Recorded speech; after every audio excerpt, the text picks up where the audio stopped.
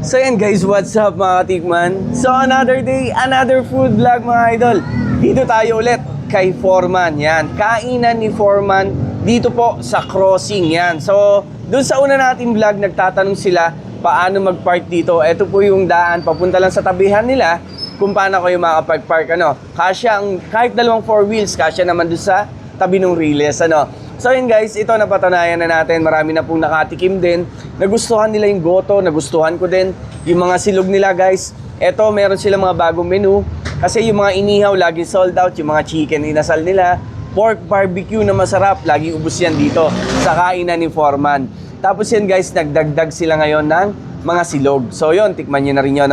So yun guys, bumalik tayo dito dahil dito sa kanilang homemade din nila or gawa din mismo ni chef. Yung talagang tagaluto dito kay kainan ni Foreman kasi dating chef sa abroad. So ngayon guys, sanay na sanay siyang gumawa ng mga cheesecake.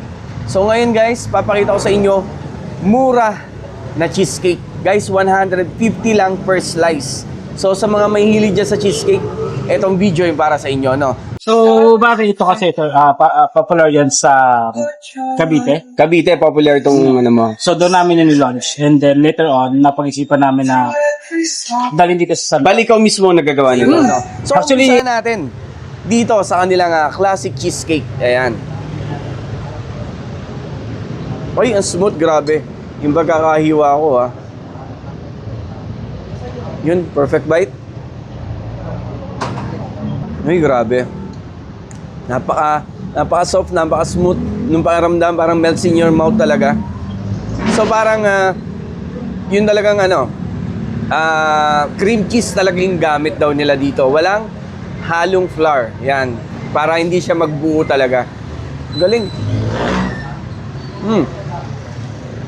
Muna tayo sa kanilang Ferrero. Nutella, may Nutella sa ibabaw. Ayan. Tingnan natin pag may matamis. Kasi yung lasa ng classic nila, medyo maasim-asim ng konti na maalat-alat. Yun yung lasa ng classic. Ito naman, na may kasamang matamis na Nutella. Ayan.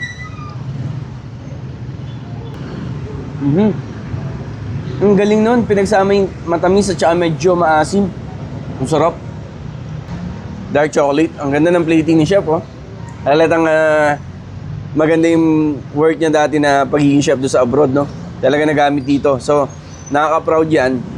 Kasi, isang taga San Pablo chef, matitigman natin sa murang halaga yung cheesecake nila, di ba? Guys, grabe, parang dumudulas lang sa bibig ko yung yung mga cheesecake, ang sarap. Ito naman, pistachio. Yun. Grabe, daling hiwain. Ay, lasa-lasang pistachio. Masarap, guys. Guys, kung order kayo, orderin yung apat. Masarap yung apat, Eto na, blueberry cheesecake. Ang typical na blueberry cheesecake. Ganyan ang itsura niya, di ba? Wow! Samahan natin ng blueberry. Ito talaga yung legit na cheesecake talaga. Kasi talagang walang flour yung gawa nila.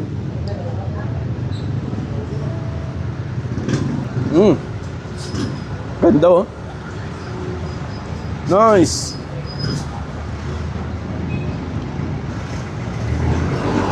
So yun guys, sa may hilig po sa cheesecake, marirecommend ako to mga idol. So, yung iba kasi ayaw na ng cakes, bukod sa nakakabusog, matamis, di ba? Pero ito guys, cheesecake from Spain na recipe to. Talaga masarap to, cheesecake nila. Tapos, ang mura Sa isang box, makakabili ka na ng mga 1,100 lang daw. So yun, available yan dito kay kainan ni Foreman.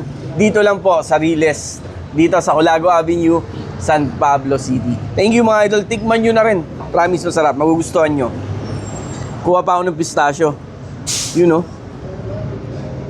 Nice. Wow.